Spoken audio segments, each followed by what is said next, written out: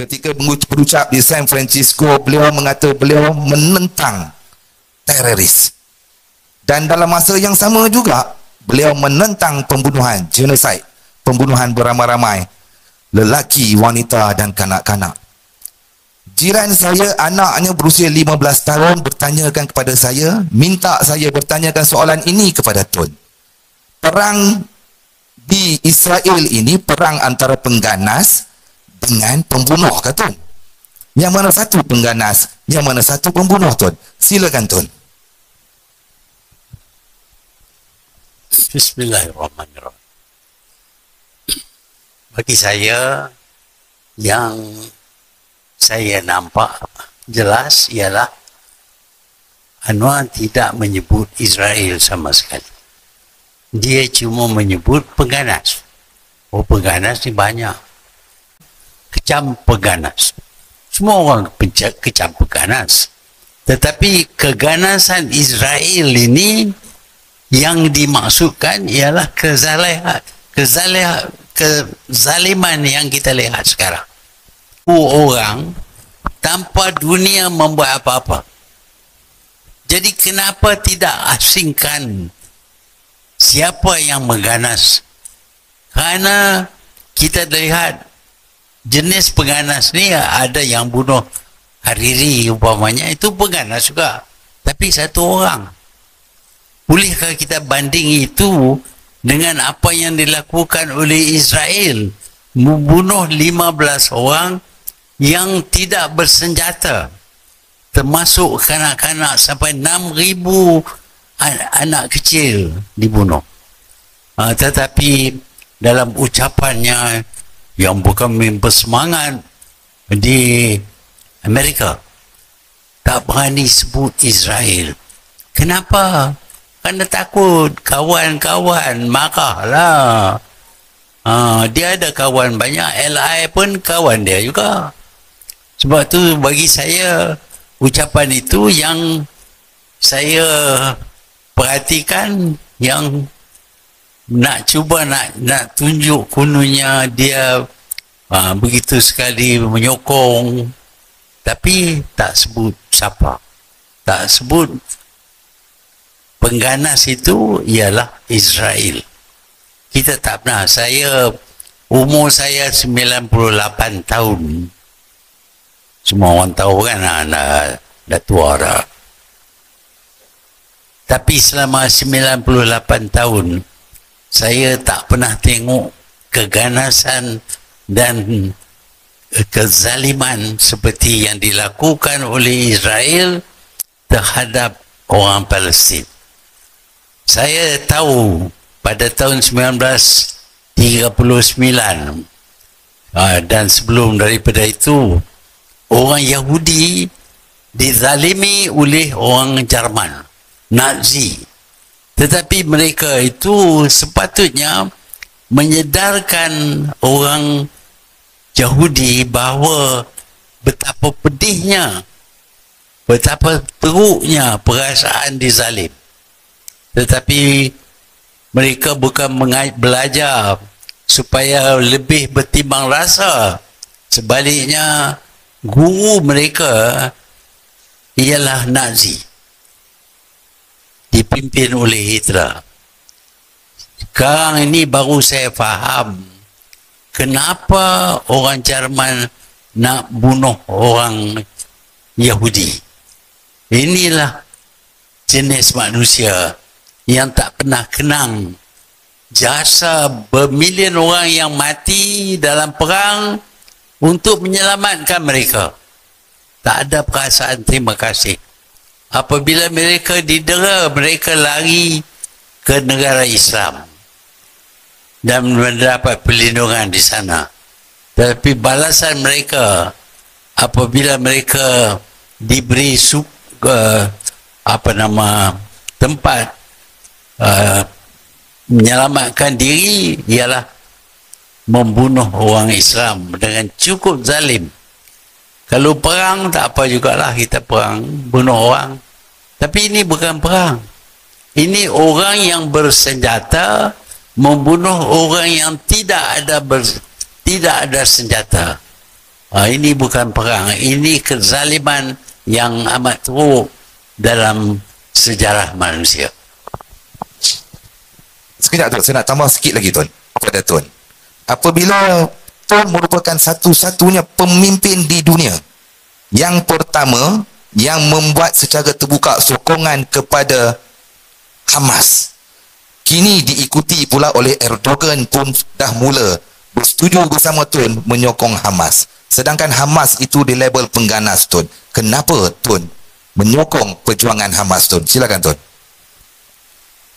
Yahudi dan media barat cuba gambarkan bahawa yang membuat provokasi ialah Hamas. Gunanya Hamas serang Israel pada 7 hari bulan Oktober dan membunuh 1,400 orang Israel. Bukan Hamas yang membuat provokasi. Selama 70 tahun, hampir setiap hari, orang Palestin dibunuh oleh orang Israel. Dan orang Palestin tak dapat mempertahankan diri, tak dapat menyerang balik orang Israel. Sebab itu apabila mampu sedikit, Hamas cuba balas dendam ataupun cuba selamatkan orang Palestin dengan mereka juga menyerang orang Israel. Ini bukan provokasi, ini balasan kerana kezaliman orang Israel. Tetapi orang Israel menggambarkan serangan oleh Hamas pada 7 hari bulan itu sebagai provokasi supaya mereka akan ada alasan untuk serang Gaza. Tapi yang peliknya, kita dapat lihat beberapa ramai orang Palestin yang terbunuh, yang dikebumi, yang dikapan dan sebagainya. Kita lihat di Gaza runtuh semua bangunan-bangunan. Saya nak tanya, 1,400 orang Yahudi yang terbunuh ni, kenapa tak nampak? Siapa dah tengok? Kenapa tak ditunjuk bangunan-bangunan orang Yahudi sudah reban kerana serangan oleh Hamas? Saya percaya bahawa ini adalah pembohongan untuk mencari alasan untuk serang Gaza. Mereka sering membohong. Umpamanya apabila mereka ingin serang Iraq, mereka kata kononnya Iraq ada weapons of mass destruction. Kemudian daripada itu didapati bahawa tidak benar. Iraq tidak ada weapons of mass destruction. Pada mulanya apabila dikatakan Hamas serang Yahudi, kononnya ada orang Hamas potong leher anak Yahudi. Itu pun pembohongan. Jadi saya berpendapat tak mungkin 1,400 orang dibunuh oleh Hamas kita tak dapat nampak apa-apa. Kita tahu media ada di rata tempat, ada di Israel, ada di Palestin. Tetapi di Palestin kita tengok orang terbunuh, orang mati, orang cedera, rumah runtuh, tapi kita tak dapat satu pun gambar 1,400 orang Israel yang kononnya mati. Tak mungkin kita nak, kalau 1-2 orang kita boleh sembunyi, 1,400 orang kita tak boleh sembunyi. Ini adalah tindakan oleh Israel menutup mulut, membohong kepada dunia untuk mendapat alasan supaya mereka boleh serang Gaza. Terima kasih Tuan. Saya pun dapat ilmu Tuan, betul. Hari ini pun saya perasan Tuan, logik. Terima kasih tuan. Saya nak pergi kepada Farah. Pembunuhan seperti mana yang dikatakan oleh Tom tadi. Pembunuhan warga Palestin oleh Israel ini bukan benda baru. Lebih 70 tahun. Kita dengar daripada rambut saya hitam sampai putih. Warga Palestin terus dibunuh. Tetapi kali ini agak special. Bukan special apa? Kesakitan. Kesakitan apa yang berlaku di bumi Gaza itu, seluruh masyarakat dunia terasa sakitnya. Apa pandangan Farah? Oh, saya nak ucapkan ibu terima kasih kerana menjemput saya. It's a privilege to be here, Tun. Alhamdulillah, it's a very good question. Soalan yang sangat-sangat baik. Baik, pertama sekali saya nak berdoa dulu lah. Rabbi syrah li sadri wa yassir li amri wahlul 'uqdatam min lisani yafqahu qawli. Moga apa saya kongsikan ni memberi manfaat pada kita semua. Saya percaya apa yang kita dapat saksikan boleh dikatakan memang sakit tahun ni. Sakit dan mungkin lebih sakit pada apa yang berlaku pada 1948 tu. Sebab apa yang berlaku pada 1948, angka pada tahun ini sudah melangkaui daripada kematian daripada tahun 1948. Around 13,000 Palestinians kena syahid pada tahun 1948. Tahun ini dah mencecah 15,000 lebih. Mungkin hari ini dah 16,000. Dan yang paling menyakitkan ialah selama ni dunia buta. Tak nampak. Tapi hari ini kita lihat semuanya in real time. Live. Secara langsung. Dan kesakitan tu kita rasa kerana kita nampak massacre tu bukan cerita di telinga. Sebelum ini kita dikaburi dengan maklumat hanya daripada perspektif ataupun liputan naratif berita Yahudi. Naratif pro-Zionis. Namun kini dengan adanya social media, kita melihat semuanya daripada social media, from live daripada lapangan. Kita menonton setiap hari. Every day, every moment. Kita melihat kekejaman yang berlaku tapi kita tak boleh buat apa-apa. Itu yang sangat-sangat menyakitkan. Sebab kita tak dapat lagi nak menipu diri kita, nak termakan dengan tipu helah naratif Zionis, namun kita melihat semuanya di hadapan mata kita. Dan sebab itulah saya lihat bukan sahaja ini menjadi isu umat Islam. Saya paling rasa tak boleh nak sangka sepanjang saya bersama dengan isu Palestin ini sejak tahun 2008. Pertama kali saya melihat tahun ini, orang Yahudi 10,000 orang lebih kurang berada di dataran di Amerika Syarikat bersama dengan orang Palestin. 500 orang Yahudi ditangkap oleh polis Amerika kerana menunjuk perasaan dan protes menentang kekejaman Zionis dan melaungkan chant yang mengatakan not in our name. Mereka tidak mengizinkan nama mereka diguna pakai untuk menjustifikasikan kekejaman Zionis. Ini saya rasa pelik dan saya tak sangka saya dapat lihat dalam umur saya. I never thought that I'll see this dalam hidup saya. Sebabnya adanya maklumat tanpa sempadan. Dan ini saya rasa yang menyebabkan kesakitan dan saya rasa puas hati sebab saya lihat mereka yang bermata biru, berambut perang, yang beragama lain daripada Islam, rasa sakit macam kita sakit.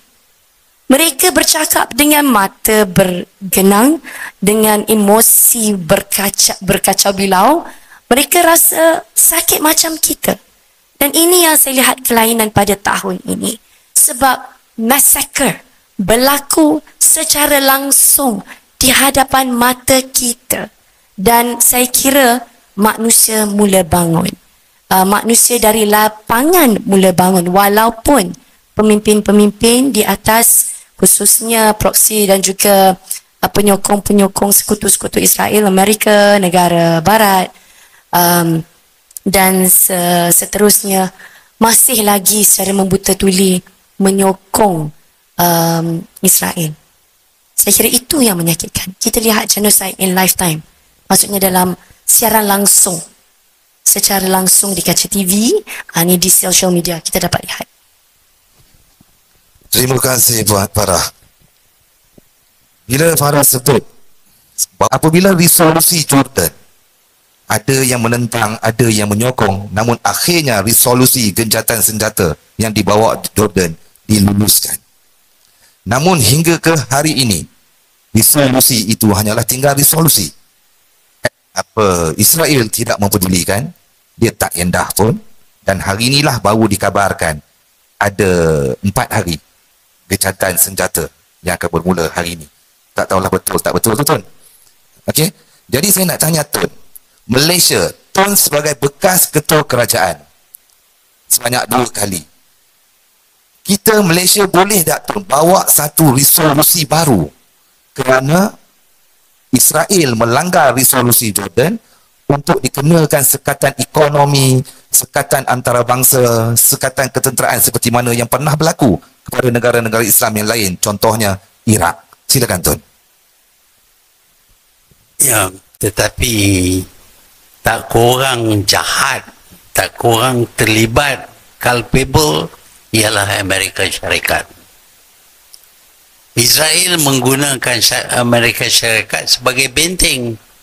Kalau tak ada Amerika Syarikat di belakangnya, Israel tak boleh buat apa-apa.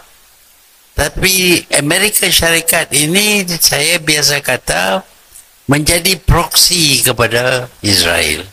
Sebab itu, dia boleh buat apa saja dan orang lain tak berani nak ambil tindakan kerana takut kepada Amerika Syarikat. Jadi bila kita bercakap berkenaan dengan masalah Israel, masalah Gaza dan Palestin ini, kita tak boleh lupa bahawa mereka yang terlibat bukan saja Israel tetapi juga Amerika Syarikat dan Rishi Sunak, Perdana Menteri England. Semua bukan main lagi. Di antara orang Yahudi, terdapat juga orang Yahudi yang tidak bersetuju dengan Israel.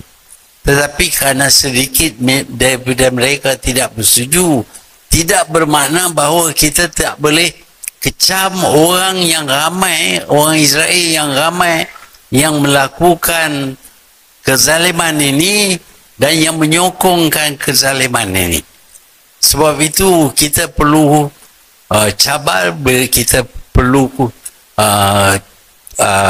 salahkan Israel dalam tindakan yang diambil oleh mereka.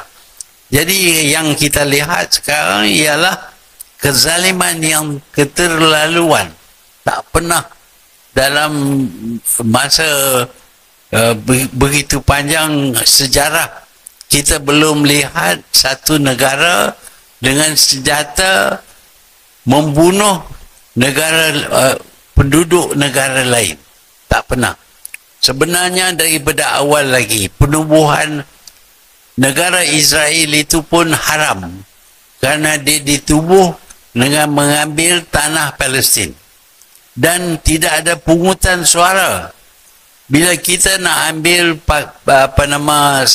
bila kita minta Sabah dan Sarawak masuk dalam Malaysia, kita ada Cobol Commission, kita ada pungutan suara, mereka bersetuju baru kita bertindak.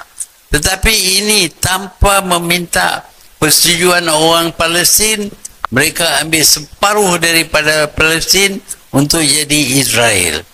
Sebab itulah sehingga sekarang ini orang Israel, orang Yahudi, orang Palestin cuba mendapat balik tanah mereka, bukan tanah orang Yahudi, tanah mereka. Mungkin 3,000 tahun dahulu ada orang Israel di situ, tapi itu 3,000 tahun dahulu. Kalau nak kira 3,000 tahun lalu, banyak kawasan boleh kita minta untuk kita pula. Tetapi kezaliman bermula dengan penubuhan Israel. Sebelum daripada itu, orang Yahudi dan orang Islam tinggal di negara yang sama. Bahkan di Palestin, mereka tak berbaik-baik, tapi taklah sampai nak bunuh. Tapi ini sekarang ini bila ditubuh negara Israel, barulah jadi rusuhan demi rusuhan. Kenapa rusuhan? Kerana kezaliman terhadap orang Palestin, hilang negara, ditekan oleh orang Israel, bahkan tak pernah terjadi. Negara Israel, orang Yahudi menubuh bandar-bandar di kawasan orang lain. Kalau kita tengok di sini, kalau ada nak ambil ada negara yang nak cuba tubuhkan satu bandar di Kuala Nerang, Kedah, kata dia punya, kita tak boleh masuk, tentulah kita lawan. Ini yang dilakukan oleh Israel kepada orang Palestin. Mereka berhak untuk tebus balik negara mereka.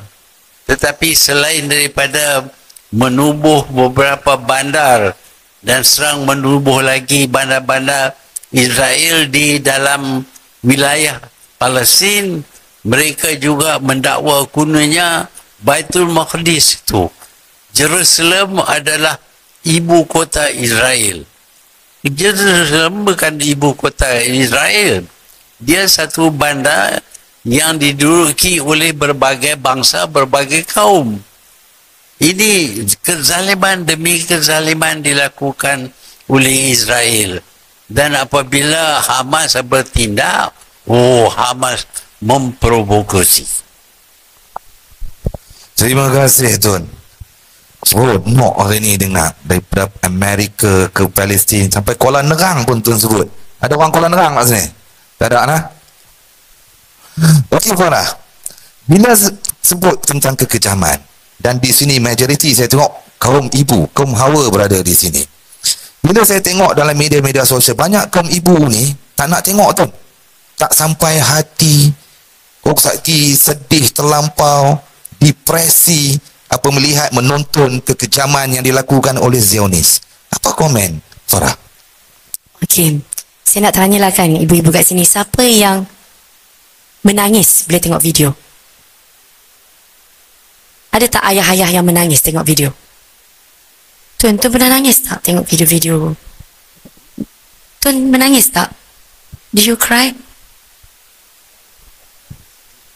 Sedihlah banyak. Maybe kami ni perempuan, dia cepat menangis.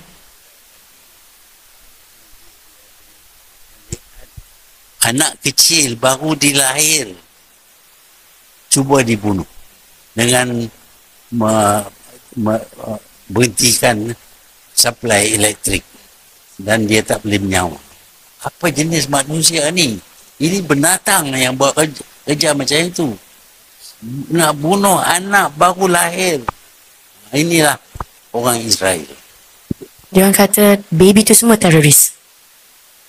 Mereka kata baby tu semua adalah pengganas. Itu definisi mereka, cara pemikiran mereka. Okey, apa yang saya boleh kongsikan ialah ini tau. Sebenarnya kita tengok sekarang ni, kita menangis sebab kita rasa kita tak berdaya, betul tak? Tiap-tiap hari kita buka, kita rasa macam, aku tengok pembunuhan secara langsung, aku tak boleh buat apa-apa. Siapa kat sini yang rasa macam helpless? Complete helplessness. Siapa yang hampir setiap hari menangis? Seminggu sekali? Memang kawan mereka yang bekerja dalam media, yang selalu melakukan kerja-kerja promosi, brand awareness dan sebagainya. Dia ada dua perang sebenarnya. Dan sebenarnya nak cakap perang pun tak boleh sebut perang.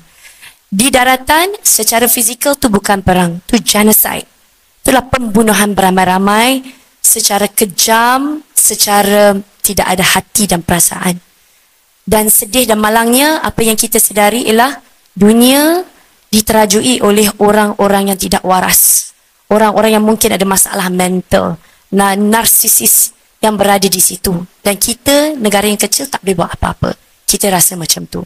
Tapi ada satu lagi perang yang dulu kita tidak ada kuasa, iaitu perang saraf. Sebelum adanya social media, perang saraf ni hanya dipegang oleh naratif Zionis. Tapi sekarang ni perang saraf, kita yang menyebabkan banyaknya negara-negara Eropah khususnya, Barat khususnya, yang kini muda sedar. Dan kita ada bahagian dalam perang saraf ini. Dan itu kemampuan kita. Sebab itulah naratif Palestin makin menjadi ikutan di lapangan. Kalau dari atas ke bawah, maksudnya dari pemimpin, kita tidak dapat melihat perubahan. Namun tekanan daripada rakyat tu ada. Jadi yang penting sekali kita kena tahu ibu-ibu, sebab mak saya pun tuan, dia ni bukannya orang social media, tapi dia baru register TikTok semenjak kes Palestin ni, isu Palestin. Sebab dia pun jadi cyber trooper. Mak saya pun jadi cyber trooper, tapi yang berilmu, berakhlak, bermaklumat. So itu yang kami mampu, itulah saya pun mampu tuan. Saya tak mampu nak pegang senjata. Saya tak mampu nak pergi jojo, saya tak mampu nak bercakap dekat United Nations. Tapi saya mampu bertiktok di malam hari. Bila suami saya bagi tidur anak-anak. Terima kasih suami saya. Dan kita semua, tak kisahlah wanita ataupun lelaki, kita ada peranan kita. Namun bukan sekadar kita letak hashtag Israel koyak ataupun Israel cuak, tu tak cukup. Kita kena ada sebab senjata yang canggih juga. Kita kena ada strategi juga bila kita perang saraf. Perang saraf kita mesti bermaklumat dengan akhlak yang baik. Untuk bercakap dan perang menggunakan senjata kebenaran lagi mudah daripada kita nak menipu. Macam yang Tuan cakap tadi. Apa strategi Israel? Dia menggunakan fake news. Acap kali menggunakan fake news. Bertahun-tahun sejak 1948 menggunakan fake news. Dunia telan dan telan. Namun kini dengan adanya social media, dia tak boleh lagi nak menggunakan naratif fake news. Namun sebab dia dah terbiasa menggunakan alasan yang dangkal, dia masih ingat dunia ni tidak bijak. Sebab itu dari masa ke masa naratif dia kita tengok memang dangkal. Sebagai contohnya 40 kanak-kanak bayi dipancung. Malah dalam printed names of the 1,400, 1,200 nama kononnya yang dibunuh, tidak ada satu pun baby di situ. Zero babies. Ini adalah daripada laporan media mereka sendiri. Seterusnya, bertahun-tahun mereka membom ataupun menyerang kawasan-kawasan hospital. Mengatakan hospital Shifa itu adalah markas Hamas. Hakikatnya, bila mereka turun ke lapangan, tidak ada bukti yang jelas. Malah tertangkap penipuan-penipuan mereka. Laptop yang kena blur. List nama Isnin, Selasa, Rabu, Khamis dan Jumaat yang dikatakan nama pengganas. Kata mereka lah. Dan inilah alasan dangkal mereka. Mereka menunjukkan terowong yang jelas menunjukkan itu adalah saluran lift. Jadi mereka sebenarnya susah bila nak menyatakan penipuan. Lebih mudah untuk kita sampaikan kebenaran. Jadi ayuh saya ajak semua yang di sini. Bila saya dijemput datang sini, saya fikir apalah aku nak bagi tahu pun. Kita ada negarawan yang sudah banyak maklumat yang baik-baik. Kita pun nak dengar apa yang Tuan yang cakap.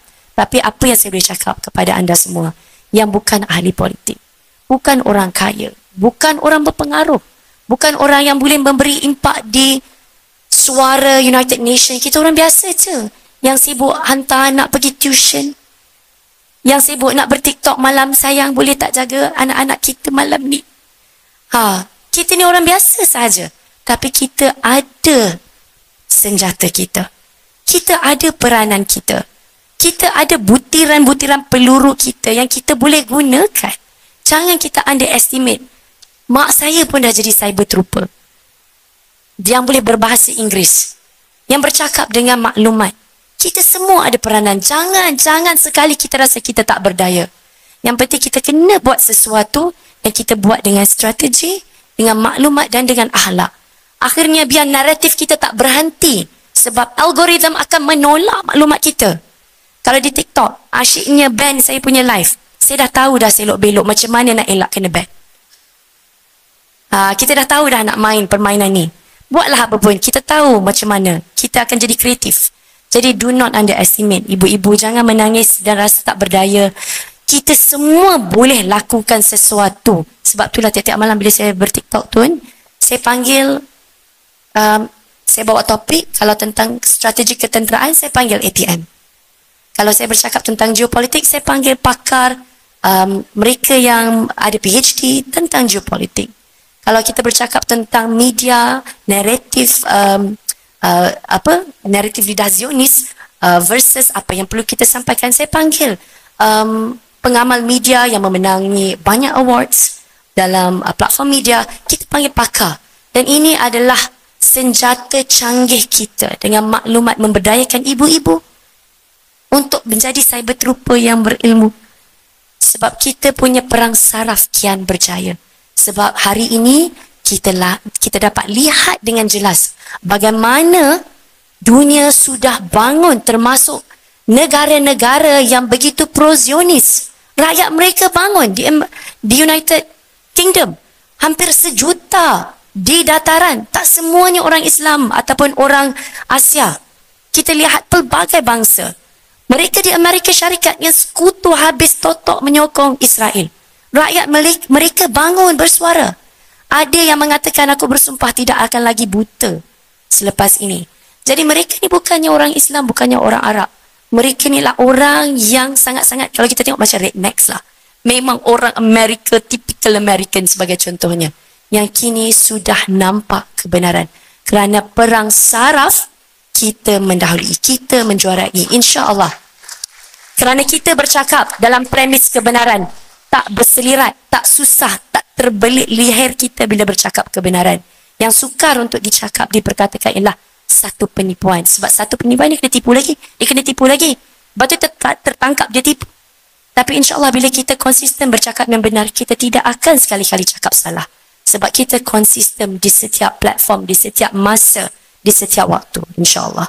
So don't underestimate your ability, ibu-ibu dan juga ayah-ayah. Kita juga tentera-tentera pejuang pembebasan, insya-Allah. Terima kasih Farah. Sebab ayat tu. Tipu ni besok tipu lagi, lusa tipu lagi. Saya suka ayat tu.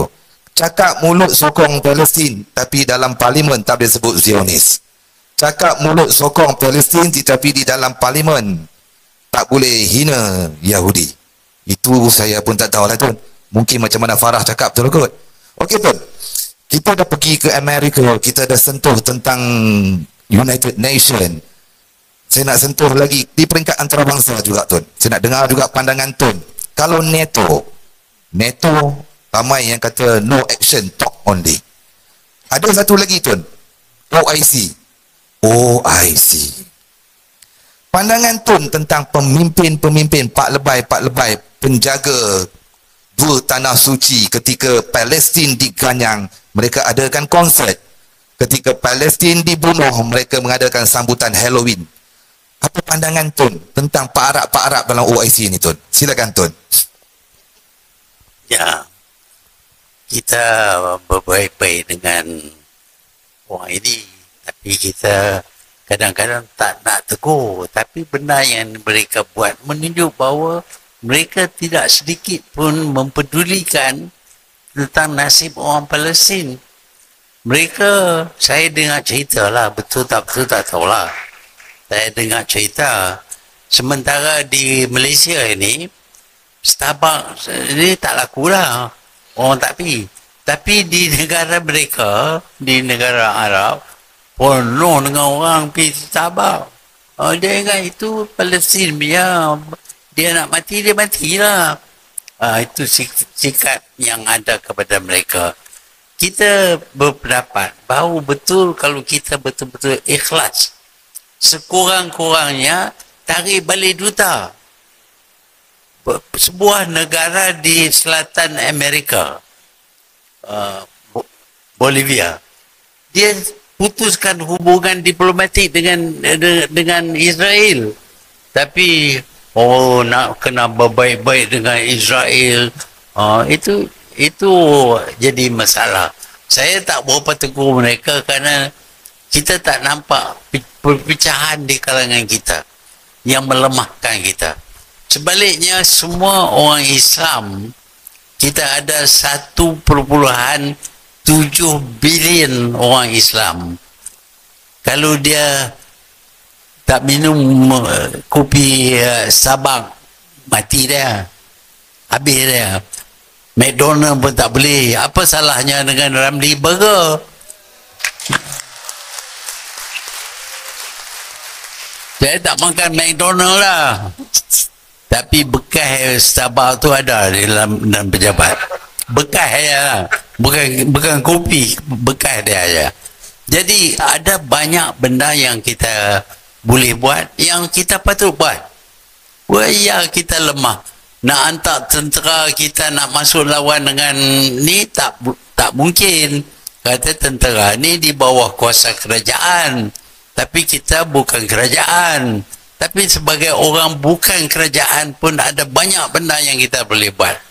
Di antaranya kita boykot. Di antaranya kita ada tunjuk perasaan. Di antaranya kita bercakap dengan media. Kita mengada perhimpunan seperti hari ini untuk memperingatkan kita bahawa malapetaka sedang menimpa orang yang seagama dengan kita. Tapi mereka manusia. Walaupun kalau mereka tidak seagama pun, kalau mereka dizalimi, kita perlu tunjuk sokongan kita ataupun simpati kita kepada mereka. Ini tak ada. Kadang-kadang macam itu masalah mereka lah. Jadi kita ada banyak benda yang kita boleh buat. Di antaranya kita dapati kerajaan kita ini nampak tak berani sebut Israel. Tak tahulah, saya sebut Israel hari-hari. Tapi ni nak sebut pun tak boleh. Oi, buat ucapan berapi-rapi dalam parlimen. Tak boleh kecam Yahudi. Yahudi pun Tuhan jadikan mereka. Yalah, penyangak pun Tuhan jadikan mereka. Pasal apa kita tangkap penyangak bocil? Itu Tuhan jadikan mereka. Jadi cakap tak guna otak. Inilah yang kita lihat sekarang. Saya harap kita semua menyedarkan diri. Kalaulah malapetaka ini timpa kita dan seluruh dunia tak peduli, apa perasaan kita? Ini kita baca 15,000 orang setelah terbunuh. Saya tak ingat 15,000. Yang tertindas di dalam rumah runtuh ni tak dapat keluar. Tak dapat keluar 4-5 hari matilah. Jadi takkan dia bilang 1, 2, 3, 4, 5. Tak. Yang hilang saja tu banyak. Lagipun tragedi ini, fikirkan anak hilang ibu bapa dalam keadaan yang getir, yang tak tentu hara. Mereka hilang ibu bapa. Berapa masalah bagi mereka. Dan ada orang yang hilang keluarga, yang hilang suami, yang hilang isteri. Kesedihan mereka, perasaan mereka berasa tertekan. Kita kena bersimpati dengan mereka. Kerana kalau jadi kepada kita, kita harap orang ada simpati lah juga kepada kita. Ini terjadi kepada orang ini. Dan dunia, kerajaan, walaupun ada tunjuk perasaan oleh 1 million orang di London, tapi kerajaan mereka zalim. Kerajaan Amerika zalim. Biden ini pun cukup zalim. Dia nak jadi Perdana Menteri, jadi Presiden Amerika sekali lagi. Umur dah 80. Saya sampai 80 belum berhenti dah. Belum sampai 80 pun.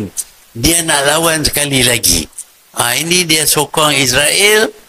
Kerana nak dapat sokongan duit daripada orang Yahudi bila nak berkempen.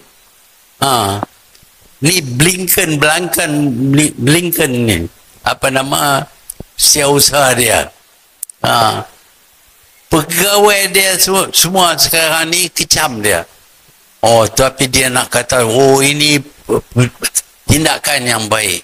Siapa boleh kata tindakan yang baik apabila satu bangsa menindas satu bangsa yang lain yang lemah?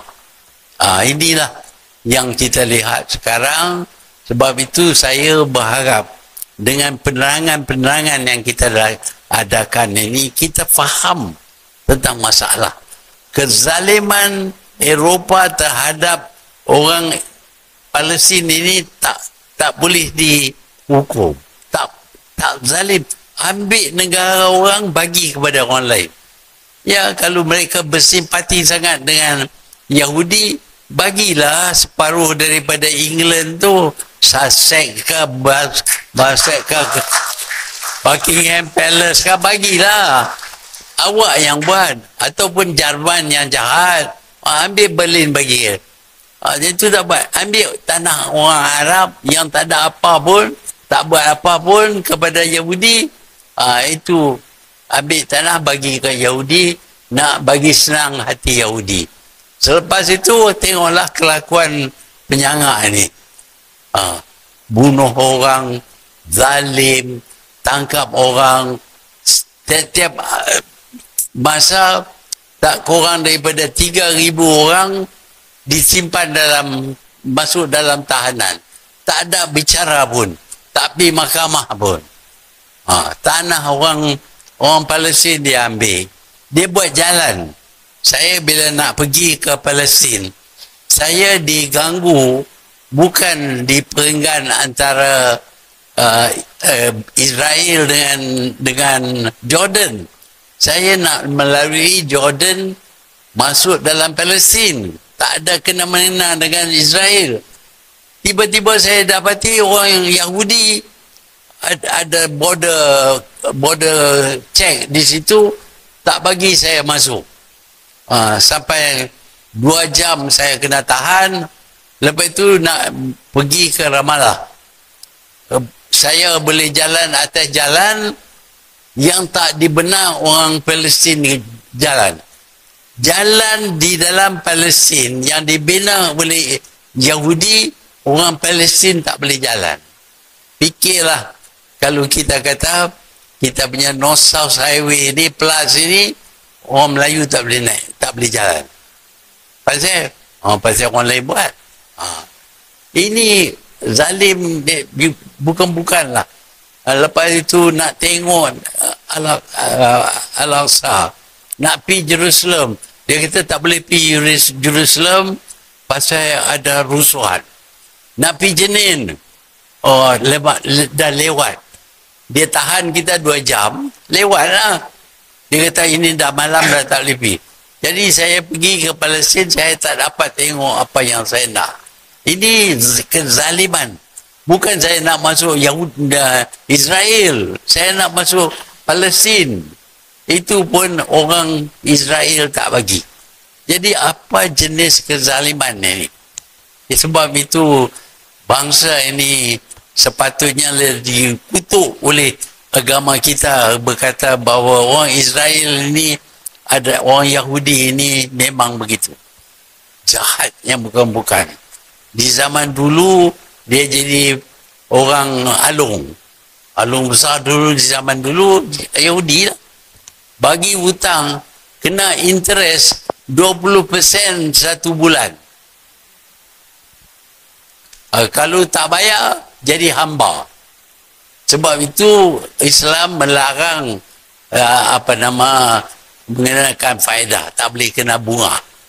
Pasal tabiat orang Yahudi lah, dia kena sampai orang dizalimi semua orang, daripada zaman dulu sampai zaman sekarang.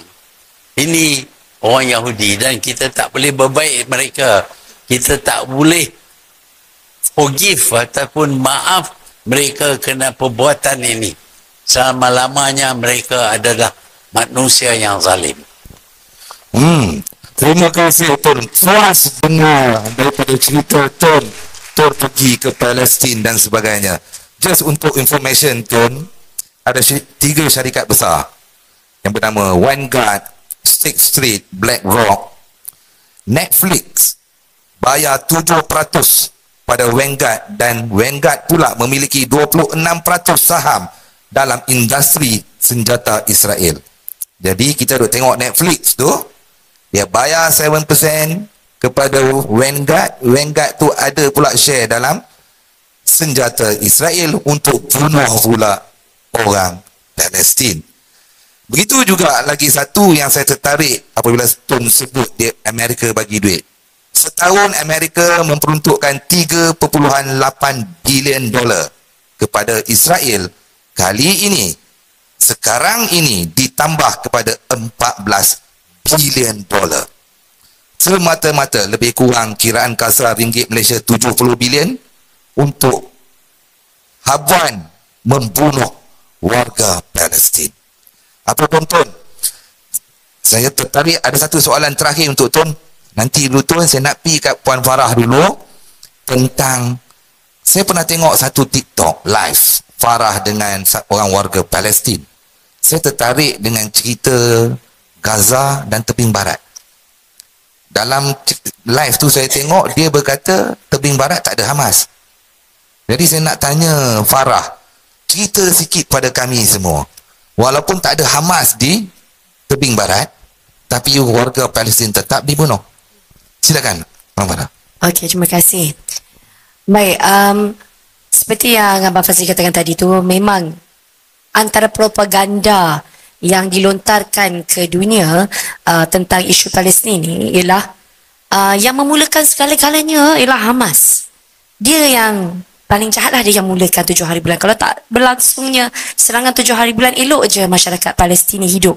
Elok je, tenang, aman dan damai. Namun, sejak 2005, United Nations, PBB, meletakkan pemerhati di dalam tebing barat untuk memerhatikan kekejaman, mencatatkan kekejaman apa yang Israel lakukan terhadap masyarakat Palestin di sana. Sana bukan diurus tadbir oleh Hamas, dia diurus tadbir oleh Fatah. Namun, apa yang kita lihat tahun ini, sebelum 7 hari bulan Oktober mencatatkan, yang mencatat itulah United Nations sendiri, kes tertinggi sejak 2005 mereka berada memerhati di dalam tebing barat. Kes tertinggi kekejaman berlaku di tebing barat adalah tahun ini, sebelum serangan 7 hari bulan. Dan apa yang berlaku ini adalah naratif Zionis yang sangat suka berbohong. Mereka cuba menipu dan menipu, namun tak boleh tipu dah lah ni, sebab semua maklumat di hujung jari. Yang mengurus takbir di tebing barat ialah Fatah. Kita semua pun tahu, walaupun hakikatnya Hamas sebuah parti politik yang memenang pilihan raya 2006, bukan sahaja memenang pilihan raya di Gaza, tapi memenang pilihan raya di tebing barat, namun tidak menguruskannya disebabkan faktor-faktor tertentu. Dan antara lain kerana Amerika Syarikat dan Israel hanya nak berkomunikasi dengan Fatah, tidak menerima Hamas. Dan kita bertahu Israel acap kali mengatakan mereka adalah negara paling demokratik di kawasan Arab, in the Middle East. Namun hakikatnya dia sendiri tak dapat menerima keputusan pilihan raya yang dilakukan secara demokratik sehingga ke hari ini. Jadi inilah dia sebenarnya, pembohongan tu tidak dapat lagi kita bendung, memang dah terpampang di luar, dapat dilihat dan disaksikan. Dan apa yang berlaku di tebing barat itu adalah penipuan. Yang dikatakannya aman dan damai, tuan pernah sampai kat sana, they are such a racist community, membezakan jalan yang diguna pakai oleh masyarakat Palestin dan Israel. Malah kadang-kadang ada kawasan kampung yang orang Palestin tak boleh guna jalan, terpaksa masuk pada rumah ke rumah, masuk kawasan rumah ke kawasan rumah. Dan rezeki saya mungkin lebih baik pada tuan, saya dapat masuk ke Masjid Al-Aqsa. Tuan sampai ke? Tak sampai. Kita kena pergi balik tuan, insyaAllah. Namun apa yang saya nak tambah sikit lagi kalau diizinkan, bila saya berada di dalam alam maya, di social media, saya nak kongsikan satu, pembohongan Israel ini datang juga ke dalam negara kita. Kalau kita lihat, ada laporan malah di awal ni, dan kita lihat di social media, banyak influencer di luar negara, di Timur Tengah, yang expose mereka didatangi oleh platform-platform Israel ini untuk dibayar sebagai influencer untuk menjadi speaker lah, mouthpiece, ataupun influencer yang memberi naratif sokongan kepada Israel, dibayar. Ada juga yang mereka yang beragama Islam diminta dengan bayaran untuk sekurang-kurangnya menolak boikot. Dan ini dipaparkan, dan saya tak terkejut kalau ini ada di dalam negara kita. Sebab kita pun tahu yang adanya kes pembunuhan oleh Mossad di dalam negara.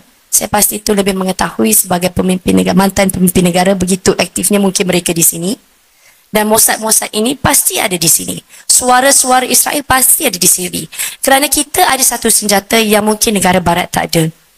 Iaitu kita ni ummah yang sentiasa memikirkan tentang Palestin. Duit kita sentiasa kita tak kedekut. Makcik-makcik, bila saya buat dengan NGO kan Tun, makcik-makcik kat kampung tu dia gadai mah dia untuk dia bagi sumbangan. Bukannya orang senang, orang susah. Bagi juga duit. Ada yang jual tauge, ada yang jual tempe. Tiap-tiap bulan dia bagi duit dia untuk perjuangan Palestin, untuk pembebasan Palestin. Namun, mereka ni datang membawa naratif yang kita mungkin tak sedar. Yang saya rasa pelik sikit tahun ini. Iaitu mereka datang dengan bahasa yang lunak didengar oleh kita, yang mempengaruhi kita. Malah ada para asatizah yang kata dia sekarang ni pergi buat ceramah dekat setengah-setengah masjid, tak boleh sebut pun Hamas. It's so weird. Kita tahu bahawa Hamas itu adalah pejuang pembebasan Palestin. Saya puas hati bila Tun tempoh hari awal-awal lagi kata Tun menyokong 100% apa yang Hamas lakukan. They are resistance fighters. Mereka adalah pejuang pembebasan. Mereka adalah orang yang dijajah. Dan malah dalam perundangan antarabangsa, orang yang dijajah mempunyai hak untuk melakukan apa sahaja untuk membebaskan negara mereka daripada tawanan ataupun jajahan si penjajah. Itu hakikat yang sebenar. Jadi mereka datang dalam naratif yang lunak didengar oleh orang kita. Contoh saya bagi. Israel daripada awal lagi cuba memujuk Mesir sebagai contohnya untuk menerima orang Palestin, orang Gaza untuk serangan kali ini. Mereka nak keluarkan, nak kosongkan Gaza. Kita lihat apa yang strategi Israel. Dia hantar leaflet-leaflet di utara Gaza untuk menyuruh masyarakat Gaza lari pergi ke selatan kan. Dia nak mengosongkan. Dia push pergi selatan kat kawasan Rafah.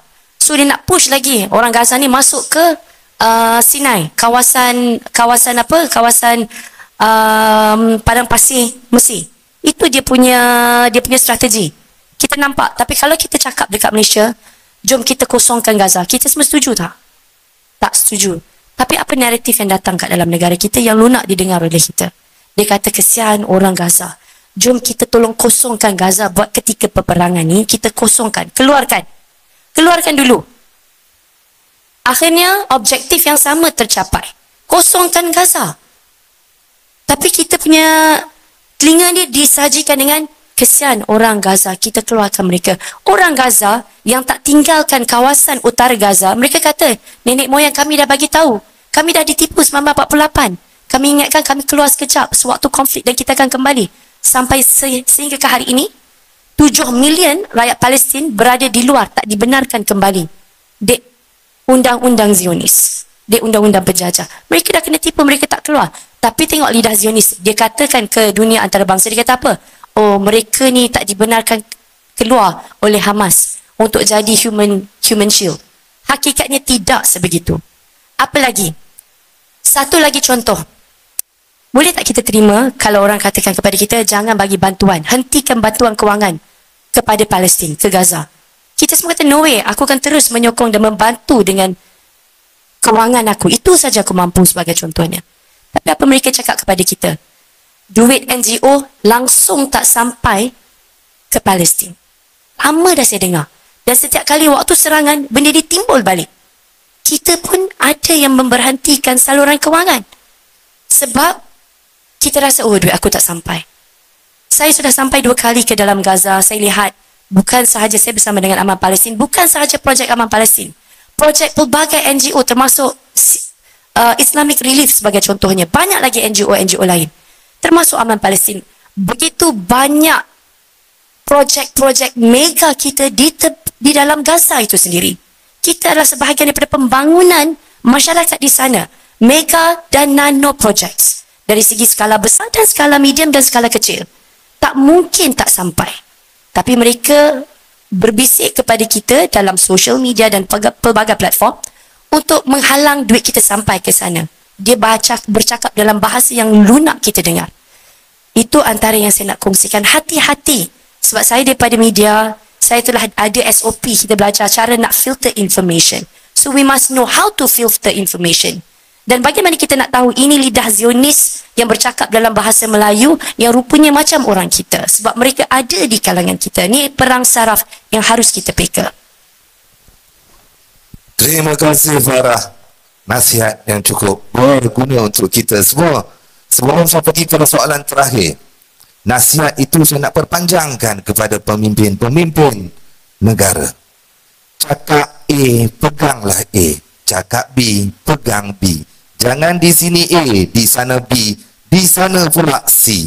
Kerana apa? Majoriti rakyat Malaysia, terutamanya orang Melayu 67, confused. Confused dengan cakap tak serupa bikin Tun. Itu yang paling merisaukan saya, Farah. Yang paling menyedihkan saya. Kerana ramai anak-anak muda ni, dia tak tengok TV3. Dia tak tengok Astro Awan ni. Dia tengok TikTok. Dia tengok media sosial. Di situlah tempat mereka mendapatkan ilmu. Di situlah tempat mereka mendapat sumber maklumat yang ada. Jadi, kepada pemimpin-pemimpin, saya cakap bukannya kerana menentang kerajaan ataupun tidak, bukannya kerana saya berada di sebelah Tun Dr. Mahathir pun tidak, tetapi berhati-hatilah dengan setiap kenyataan yang dikeluarkan kerana ia akan merosakkan pemikiran anak-anak muda rakyat Malaysia. Tun, soalan terakhir saya, Tun. Tun dah bercakap, dah kritik, dah tegur Biden, Rishi Sunak, TV Russia, Eropah, ambil semua kenyataan Tun.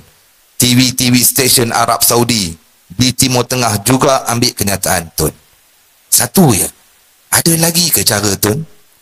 Saranan Tun kepada pemimpin-pemimpin dunia, bagaimana nak hentikan konflik pembunuhan ini Tun, supaya Palestin bebas merdeka Tun. Silakan Tun. Dalam bangsa-bangsa bersatu ini, General Assembly, persidangan semua ahli-ahli bersatu, tak ada kesan. Kerana yang boleh buat keputusan ialah Security Council. Jadi bila General Assembly baru ini buat keputusan supaya dihentikan peperangan di Gaza, Security Council tidak sokong. Walhal Security Council ini lebih kecil daripada General Assembly. Jadi tak ada langsung demokrasi dalam bangsa-bangsa bersatu. Namun demikian, kita perlu tekan juga. Kita perlu desak supaya Security Council ini dihapuskan kuasa veto mereka. Ini kita kena desak. Semua orang mesti desak sepanjang masa. Apa sebabnya peperangan 70 tahun dahulu memberi kuasa mereka sehingga sekarang. Itu dia perang, dia menang 70 tahun dulu. Kenapa hari ini pun dia nak tunjuk dia menang? Ada lima veto. Itu tak kena. Sebab itu di antara desakan yang kita boleh buat untuk menyelesaikan masalah Palestin ini ialah dengan mendesak supaya dihapuskan sistem yang pertama, sistem veto yang dipegang oleh 5 negara. Yang kedua, kuasa General Assembly mesti dah lebih tinggi daripada kuasa Security Council. Ya, mereka tak akan buat, tapi kita akan desak. Kalau seluruh dunia desak dan kalau seluruh dunia tak hadir, habislah bangsa-bangsa bersatu. Kena tubuh yang lain. Kalau tubuh yang lain kita nak General Assembly lah berkuasa. Jadi desakan itu kenapa? Desakan kita terus untuk menghentikan kezaliman, bukan berhenti perang. Ini kezaliman orang Yahudi membunuh orang yang Palestin. Dia kata, oh ini Hamas. Ya, di mana Hamas? Hamas di Gaza. Tetapi kenapa sejarang tebing barat? Itu bukan Hamas itu. Tapi dia masuk Jenin, dia masuk Batu Maqdis, dia bunuh orang. Dan sekarang ini masuk Lebanon pula. Lebanon bukan Hamas. Nampak jelas bahawa niat Israel ini nak hapuskan orang Palestin. Kata Netanyahu, dia perang ini akan menukar kedudukan Timur Tengah. Apa dia pertukaran? Dia harap dia boleh bunuh 1,5 million orang Palestin. Tak ada lagi orang Palestin. This is the final solution. Di mana dia belajar? Daripada Nazi lah. Nazi dulu nak hapuskan semua orang Yahudi, final solution. Tapi orang lain selamatkan mereka. Tapi kali ini, bila ini timpa kepada orang Palestin, sepatutnya orang Israel lah sokong. Tak, orang Israel lah yang menimbul masalah. Dan mereka tak ada perbezaan. Bahkan mereka lebih buruk daripada Nazis, lebih buruk daripada Hitler. Kita boleh panggil Netanyahu Hitler. Ini itulah, tak ada misai saja. Yang lain semua ada.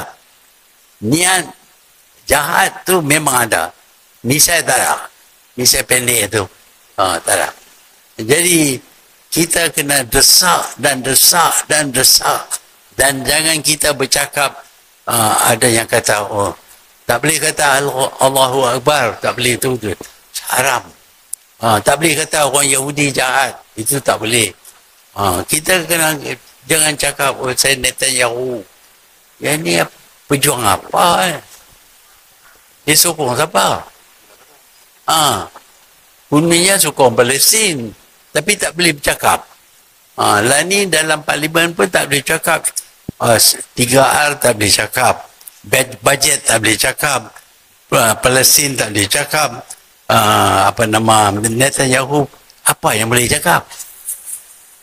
Parlimen ni saya dah jelaskan dalam bahasa Perancis, parlimen means tempat kita bercakap.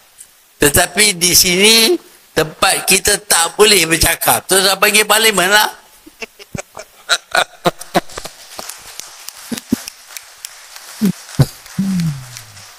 Farah, tengok, Tun. Pendek dan ringkas ya Tun. Tun setuju tak? Two state solution. Yang tu ramai nak dengar Tun. Ya. Apabila ada rundingan yang diadakan di zaman Bush, antara Arafat dengan Yitzhak Rabin. Arafat berpendapat bahawa nak hapuskan Israel itu tak mungkin kerana dunia tak bagi. Tapi dia kata tak apalah. Kalau tak hapus pun kita iktiraf Israel. Tapi Israel mesti iktiraf the state of Palestine. Mengaku, Yitzhak Rabin mengaku, Arafat pun bersetuju.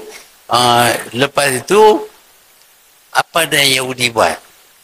Bunuh Yitzhak Rabin. Ini pemimpin dia bunuh. Pasal nak bersetuju supaya Palestin ini ada state. Sejak itu tak ada usaha untuk nak adakan two state solution. Sebaliknya dia nak panggil Palestin ini sebagai the Palestinian Authority. Kuasa Palestin. Tapi tak ada kuasa. Inilah Yahudi. Dia janji, dia ikrar, dia berjabat tangan pun. Tapi tak tunai. Penyangak macam tu lah. Dia tak tunai. Sebab itu kalau pun tak boleh nak dihapuskan Israel, sekurang-kurangnya benarlah orang Palestin ada negara mereka. The state of Palestine. Tak mau terima. Inilah sebabnya perjanjian antara Yitzhak Rabin dengan Arafat tak ditunaikan oleh oleh Yahudi kerana mereka bunuh Yitzhak Rabin pasal bersetuju. Terima kasih Tun. Berikan tepukan gemuruh kepada Tun Dr. Mahathir bin Muhammad. Farah, abang nak passing baton untuk satu soalan cepu Mas Farah pada Tun Dr. Mahathir. Nak ke? Okey, silakan. Okey Tun, saya ada soalan tapi soalannya 2 in 1, iaitu daripada dulu lagi, daripada saya kecil lagi memang lantang bersuara, dan lantang bersuara tu unapologetically. Namun dan khususnya tentang isu Palestin, very vocal dan konsisten di semua platform, bukan saja dalam negara, malah di luar negara, di hadapan sesiapa saja. Consistent message, same message. Bagaimana Tun mampu bersuara lantang dan cakap benda yang kebenaran ini menyakitkan, pada waktu yang sama mampu menguruskan perhubungan geopolitik Malaysia maju saja, tak ada pula Tun umumkan kepada kami Tun diugut, dan seterusnya kalau Tun berada dalam kepimpinan pada waktu dan ketika ini, selain daripada mengecam dalam negara ataupun di OIC, apa strategi yang Tun akan lakukan dalam konteks hari ini? So 2 in 1. Macam First is, macam mana you manage to be very vocal, very consistent, very painfully vocal, tapi negara kita tak terjejas pula. Kami tak rasa pula takut. Kami rasa maju je keluar luar negara, rasa bangga sebagai rakyat Malaysia. I feel so proud. Dan kita rasa sangat maju. Kedua, kalau Tun memimpin pada waktu dan ketika ini dengan melihat keadaan geopolitik negara Arab, Muslim, the world, what would be your strategy? Sebab masa saya mengacara summit 2019, saya ada harapan yang sangat besar Tun. I was there throughout the program. Saya ada harapan yang antara yang dibincangkan pada ketika itu ialah satu kesatuan ummah dari segi zakat, dari segi blok ekonomi, blok keselamatan, blok ketenteraan dan pendidikan yang sendiri. Tapi tak terjadi. Jadi what will be a different formula selain pada mengecam? So those 2 questions. saya berani bercakap pasal tak tahu bahaya.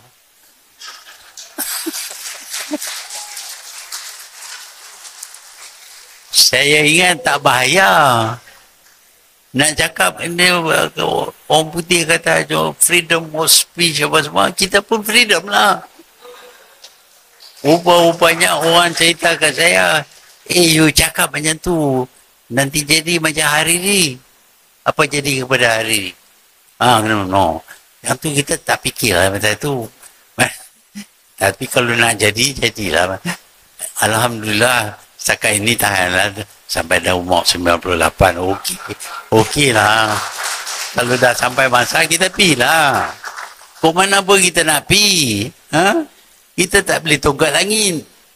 Jadi, nak kena cakap lah. Lepas itu nak buat apa, buat lah.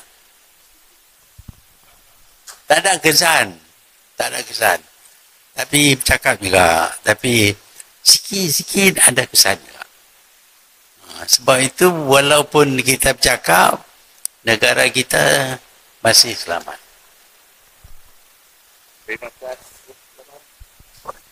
Yang soalan kedua Tun, tak yang tadi ada, kita tak jawab, saya nak tanya juga. If kalau Tun jadi pemimpin pada waktu ketika ini, what would you do differently dalam isu? Apa yang Tun akan lakukan berbeza, ataupun apa yang Tun akan lakukan rahsia kalau you are the Prime Minister? Apa Tun akan lakukan dalam isu kali ini?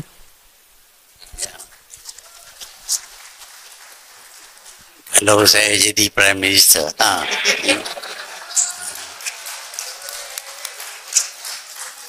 bila tak jadi Prime Minister, kalau ni orang putih kata much virtue in if. Perkataan if tu kalau jadi bila tak jadi Prime Minister, cakap kuat lah. Tapi kalau jadi Prime Minister tak tahulah. Tapi saya ingat masa saya jadi Prime Minister, saya cakap lantang. Pasal tak tahu. Tak tahu bahaya. Bila tak tahu bahaya, kita masuk lah. Bila tahu kita bahaya, kita jaga-jagalah sikit. Tapi saya ingat banyak boleh dibuat oleh Perdana Menteri. Kalau saya jadi Perdana Menteri, saya ada banyak rancangan. Tapi dah tak jadi, apa nak buat? Kan? Orang kata dah tua dah, dia nyanyuk dah, buanglah, so dia rehat lah. Cukup dia rehat. Tapi kalau bagi RM100 kat saya, cukup bagi dia rehat lah. Itulah yang berlaku. Saya lah ni rehat. Ni tengah duk rehat lah ni. Inilah cara saya rehat. Banyak benda boleh buat. Banyak benda. Kita cakap terang-terang. Masuk OIC. Jangan kata OIC. Tapi masuk OIC kata, apa pasal you kawan dengan Israel? UAE. OIC, NATO, macam-macam ada. Tapi kita tak tegur. Kita, very nice lah. Shake hand.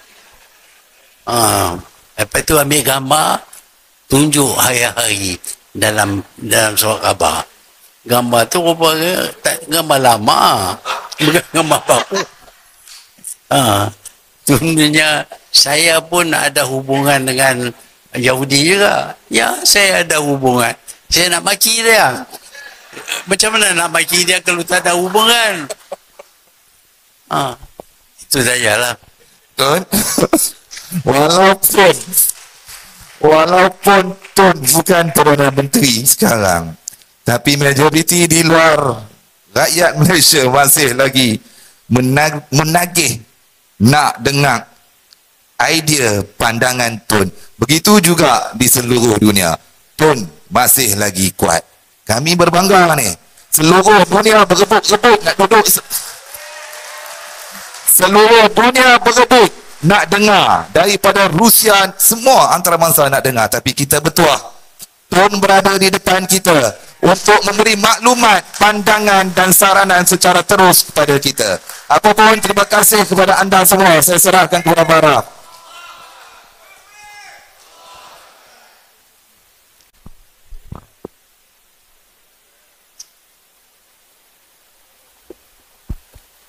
Dah.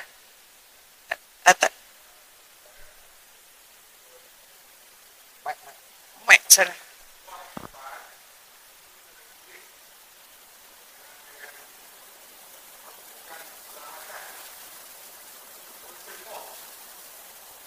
Tuan tulis, saya baca, saya faham, saya ucap terima kasih kepada Tun.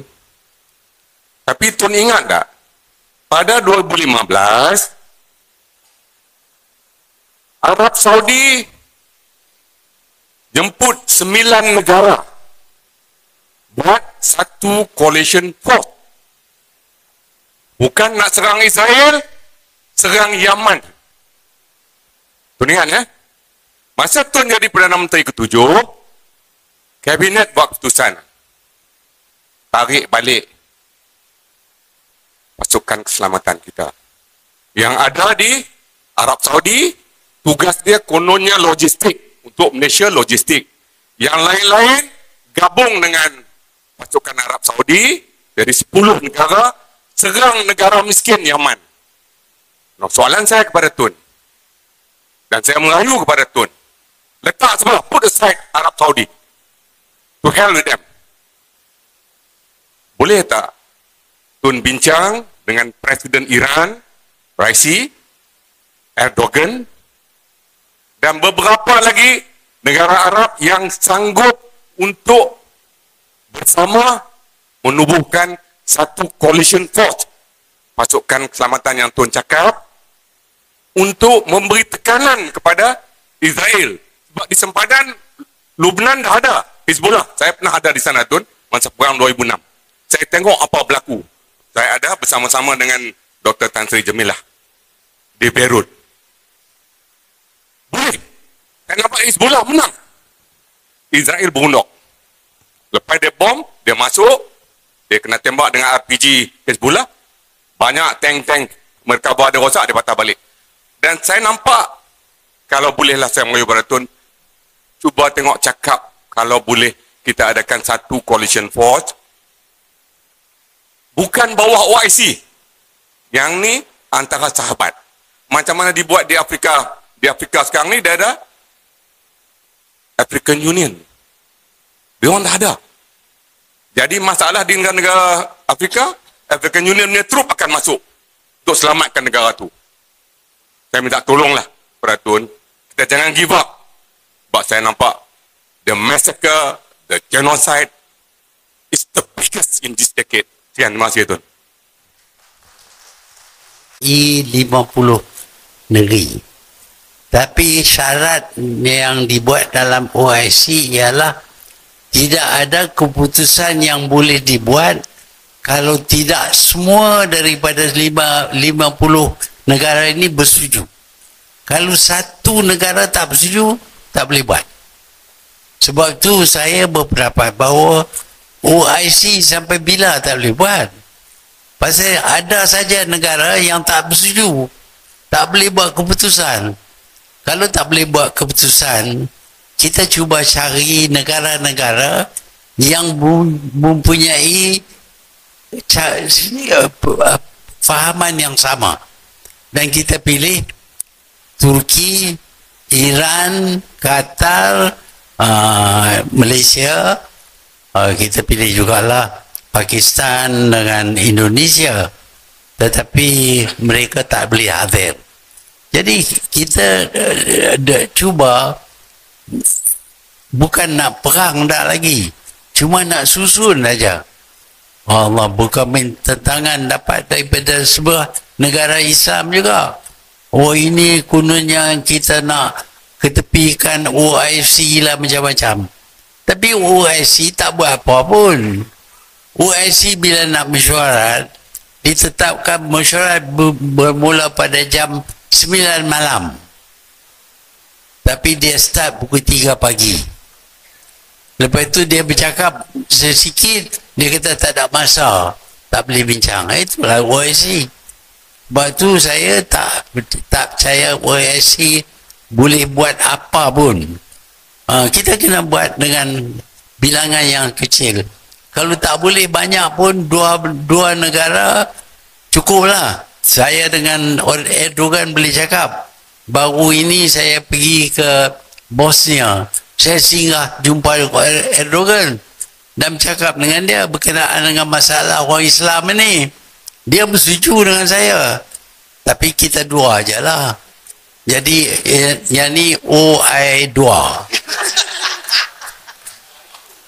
Jadi kalau saya angkatlah saya bagi jadi Perdana Menteri kali ketiga.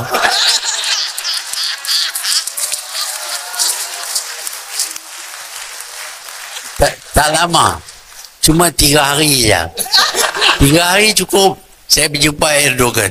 Lepas tu kalau apa nama wakil rakyat daripada Langkawi yang sekarang ni yang nak buat LRT daripada Kuala Kedah sampai Langkawi, ambillah dia jadi Perdana Menteri. Oi, bijak. Kita pun tak terfikir macam tu, dia boleh fikir.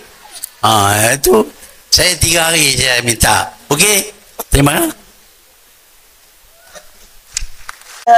Siti Nurul Hidayah daripada Kuantan, Pahang datang hari ini semata-mata untuk program pada hari.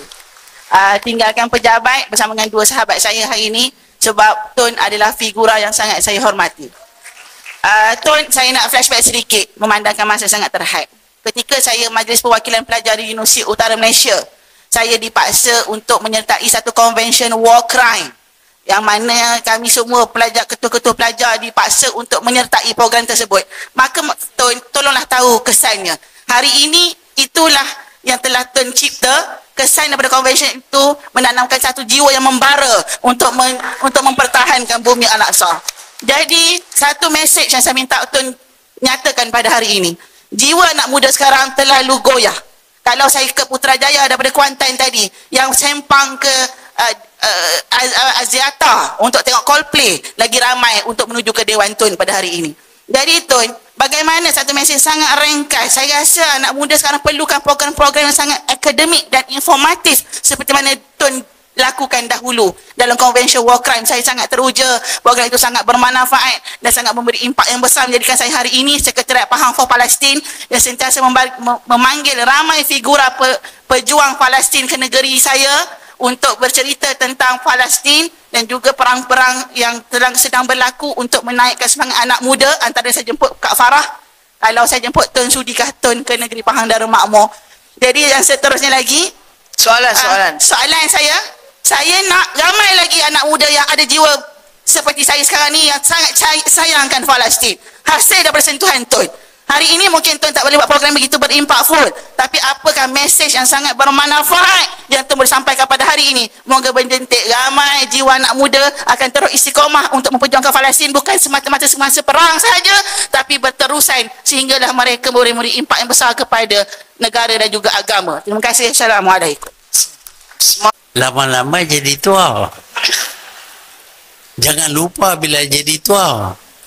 Saya yang jadi masalah kadang-kadang anak muda ideanya baik, tetapi kadang-kadang latar belakang dan ilmu, pengetahuan, pengalaman kurang. Jadi kita kena kerjasama dengan anak muda dan anak tua. Pasal kita bila jadi tua, orang tolak kita tak seronok juga lah. Jadi bila muda, kita ada banyak idea dan kita guna itu untuk kebaikan. Saya yakin kalau anak muda sedar tentang masalah negara umpamanya, bahawa Malaysia kita ini tidak akan lagi jadi tanah Melayu. Anak muda tak tahu. Mereka tak tahu perjuangan dulu. Jadi kita kena dapat cukup ilmu baru kita ambil bahagian. Kalau kita nampak keadaan sekarang ini bukan macam dulu. Dulu kita miskin, tapi kita dapat bangunkan negara kita. Dan anak muda dulu macam saya, masa saya muda dulu, saya di antara 6 orang budak Melayu yang dapat beasiswa. Bukan beasiswa pun, dia bagi financial aid. Dalam kelas saya itu ada 70 orang. Yang lain semua bukan Melayu. Jadi anak muda Melayu umpamanya perlu lengkap diri mereka supaya mereka boleh bersaing dengan kaum lain. Dan yang keduanya, janganlah selalu bergantung kepada kerja bergaji. Kerja bergaji ini kita tak boleh jadi milioner. Tapi kita belajar masuk dalam bidang perniagaan dan perusahaan. Kenapa orang Cina kaya? Pasal dia berniaga. Dia ada bisnes. Kenapa orang Melayu miskin? Pasal kita duduk tunggu nak kerja dengan kerjaan, nak dapat gaji, nak dapat pension. Kita miskin lah. Dan kita kadang-kadang ada tanah kecil, jual kat orang, habis lah kita. Lalu jual tanah lah. Jadi anak muda mesti peliharakan negara kita supaya dia jadi sebuah negara yang maju. Kerana waktu ini tak ada sebuah pun negara Islam yang maju, developed country. Kita nak jadi Malaysia ini negara maju dan berusahalah ke arah itu. Dan berusaha bermakna bekerja rajin dan kita buat benda yang baik. Dan jangan nak jadi macam satu orang tu tak cukup duit, curi. Baik, terima kasih. Maaf ya, kita masa hari ini amat berbanyak terima kasih kepada Yang Amat Berbahagia Tun Dr. Mahathir bin Mohamad, Tanah Utama, Puan Farah Adiba. Terus berdoa semoga saudara kita di Gaza akan mendapat kebebasan segera. Ingatlah hadirin sekalian, kita mampu melakukan sesuatu seperti yang dikatakan oleh Farah dengan menggunakan pendekatan perang saraf. Saya juga mengambil kesempatan menjemput hadirin sekalian.